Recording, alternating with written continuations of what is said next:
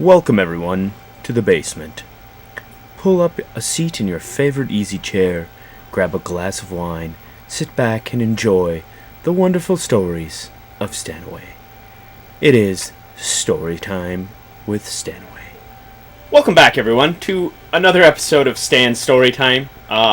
Very conveniently Ross is here and he's got plenty to say, so I'm going to let him banter away this episode. I wasn't really paying attention, so I played a couple of levels on Lolo. Not that you really probably care, because if you're here to watch me play Lolo, you've got you've got bigger problems, because Lolo is not exactly the most thrilling game on the planet. So, without further ado, Ross can speak of what Ross wishes. Son of a gun, I fucked it up again. Speak, Ross, speak. Commanded to do so. Oh, I don't know. I was going to start talking about an upcoming D&D campaign that I was thinking about DMing. I've never DM'd before, and so this will be something new to me. Mostly, what I'm planning to do is kind of make this lax-style campaign that is... I'm just swinging the mic closer to you. Be really more focused on skills and kind of story-driven. I don't know. I'm still in the midst of making it. Not quite sure. But I know it's going to be very adult. And by adult, I mean probably pretty fucking raunchy, is what I'm hoping to do. I've already got some couple scenarios in which I really hope one of our mutual friends, Ryda, plays at least once or twice, so I can have him be raped by a space gorilla. But I don't really know if that's going to happen or not, necessarily. Or if he does play a character, I will have one character that I will be playing in the story purely to drive the story, and it will be. If you've ever seen Cowboy Bebop, that's the essential what I'm kind of basing it off of, the anime. And what I'm hoping is I am going to have like a little girl, boy, don't know, maybe the androgynous type, like Ed on the thing. And I was going to go with the small dog type, but I think what I'm actually going to do is make a very large dog and not have it really be a dog, but like have giant ears so it's going to be the size of roughly a Saint Bernard, maybe a little bigger, and it's going to have these giant ears that are roughly 2/3 the size of its body, that it lays flat all the time, and just two giant eyes and maybe kind of like a fur mustache. I don't know. I got this idea in my head, and his name's going to be Archie, and Archie will be Ed's companion, or the Ed character will be named Ren, and they will be inseparable, and I'm really hoping to make Ed, I keep saying Ed because that's who it is in my mind, it's Ed, essentially. Ren is going to be this vulgar child who loves to ridicule people for the misfortunes that are placed upon them. So when one of the characters that I have, one of the races that I've created is called the Nerb. And the Nerb is essentially if you cross a warthog with a silverback gorilla. It's essentially what you're going to get, except they're bright red. So essentially they're the fucking Kool-Aid man of this story. They have +2 to strength starting off, +2 to con, and -2 to charisma and wisdom. But they're fine on being intelligent because they live in a mining colony in this space. Not a mining colony, a mining system full of mineral-rich asteroids. And the Nerb are very industrious. They're basically space dwarves, but gorillas / boars / giant red things. So, I think that'll leave some good racial play, and I was really hoping it's like it cues into Ryda's play type. If Ryda doesn't play a paladin, he plays something that smashes things.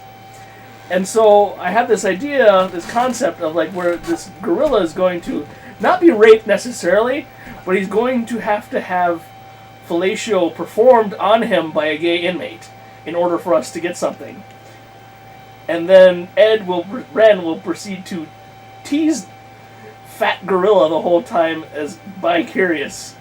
And anytime Ren needs him to do something, he'll be like, fat bi-curious gorilla, push this button or something like that. I don't know. I kind of have things like that for everyone who plays. Things like that, that'll make it kind of fun. I'm not going to, of course, attack rolls and everything like that will be done with, attack. But for a lot of the choices that they make, I feel like percentage. Like roll or odds evens, just something quick. Roll 6-sided die, call odds evens, things like that. Or you succeed or you fail. I got 7 races now, I think. And I built the Nerb is one of them. I built the Feral, which are the cat people, and they have 3 subspecies that have lion. Their ancestry is lion, tiger, and house cat. And lions are very proud. They're like the nobility of this, and leaders, space generals, and stuff like that. And they have a +2 to con, and a +2 to charisma, and a -2 to wisdom, and no, a -2 to intelligence, I think. And that's their only hit. Maybe to strength, I don't remember. But I think they only take a hit to intelligence. And why I only put 1 hit to intelligence is because this campaign will be very skill driven, so that really does hurt them more so. And like a lot of people would say, oh, when you build like that class, that's a big bonus that you give, and they relatively little, because so many campaigns don't focus around skills. You don't need them. And so I thought that would be fair. Anyways, the tigers are just a +2 to strength and a -2 to con. And then the house cat's just a straight up +2 to dex. But all these classes are going to have a racial feat or a racial thing that is essential to them. And there'll be 2. And when people pick this class, they roll a percentage die. And up to 50%, they get one of them. And over 50%, they get the other one. And so that adds a little random factor to it. Like, for instance, the Nerb. What I had idea is called Bull in a China Shop. And essentially, wherever they are on, they automatically get, the Bull Rush feat? Is that a feat? Bull Rush is a feat. Well, Bull Rush is an improved Bull Rush would be a feat. Okay. What about, is there improved charge and greater improved charge or stuff like that? I don't believe so, but it would be easy enough to build. If it's something you want to build in, yeah, I most certainly can help you build that. I was thinking about, like, they get the base feat for free, and then if they take that feat, they automatically go to the advanced feat, which is something allowing them to charge and do something, of that thing. The other one was, what was the other one for the Nerb? It was something to do with crafting. Because they're mining and they're pretty intelligent in terms of, and crafting will be a big part of it. Every character that plays will eventually get their own personal weapon, as long as they complete their story arc, and that'll involve them. Because see, all these people are outcasts. They've all been driven out, they're outlaws for whatever reasons from their society, and they kind of meet up, and so they will have to go back to their home world and complete some quest or whatever. And chances are they're going to fuck it up when they go back, which is fine. I want them to be outlaws and not be liked by the rest of the world, the galaxy. But they'll get a pretty sweet weapon. I think for the Nerb I was going to make, depending on what they build with it, I was going to make something called the Killatrix 5000, which is essentially a giant saw blade. It's basically going to be chainsaw stats, but as they level up, and it's going to have like, a strength bonus or maybe a con bonus to it, it's going to be pretty badass. And then it's going to, as they level up, they can expend resources to improve it. And one of the thoughts was, like, when they level up, when they hit a certain level, they'll get a choice. Alright, you can either have the law rocket attachment, which will, and I want these things to be crazy. I want this to be just crazy. Yeah, and it's going to take, you can use it, but you have to, when you use the law rocket attachment, there's huge drawbacks to using it, but it's pretty badass. Or the flamethrower. And it's going to be a good flamethrower, not the piss poor ones you got later. I disagree. I think the D20 Modern Flamethrower isn't necessarily piss poor. It's just... What the fuck? How the fuck do I do this shit? Sorry, figured it out. And the Flamethrower is just different. Yeah. But anyways, that's what I hope. To really have them, give them a choice of... To present them with a hard choice that really has no bearing on their character. I mean, it's just, Do you want to shoot flames, or do you want to throw a fucking law rocket at someone every now and again? I mean, both is kind of crazy. And for the Ranger class that I built, the Darude, I can't remember what their bonuses are off the top of my head. They're essentially the Native Americans of this galaxy. They don't have a homeworld. It was destroyed in a supernova. Which really, I've been thinking about this, that their homeworld must have been pretty much on the outskirts of the galaxy in order to survive a supernova. But I guess galaxies can be quite huge, so in that regards. Anyways, the Darude we're going to have, the signature weapon that I was hoping if I could get someone to build a ranger out of it, was going to be a molten bow. A bow that uses induction heating and magnetic acceleration to essentially create a railgun, but it fires slag iron through superheated, and it fires essentially a superheated molten bolt that ignores all DR, and it hits all damage types, or all that, and it's going to have some good damage, maybe stat boost to it, and maybe some cool ability since it is just essentially a magnetic, it's creating a magnetic field. Sure. That there be something like that. Hey, personally, I have always been in all aspects of everything. I'm generally a go for it. I would offer two things. We've kind of discussed this previously. So, one of the things. Fuck! Did I fuck this up again? Yes, I did. No, yes, I did. One of the things that I would suggest, or I would caution against. I can't fucking get. God damn it. Anyway, one of the things I would caution against is we were talking about just the prison planet theorem. I'm not going to go beyond that because I don't want to reveal anything, but never force a choice. You always have to give the PCs a feeling of choice, even if you're guiding them by the hand. Yeah, no, I've played enough campaigns to know that that's a big thing. I don't want that. I don't really want them, if they didn't pick a ranger, I can easily come up with another weapon or something like that. I was just theorizing about. These classes are, the races that I create are very much suited to a couple styles of play, each one, but that's not limiting them. I didn't want them to be. The only one that is really really screaming to play a race, and this is because D20 in Modern lacks any style of, really good healer. And, at least in my opinion. Well, here's where that comes from.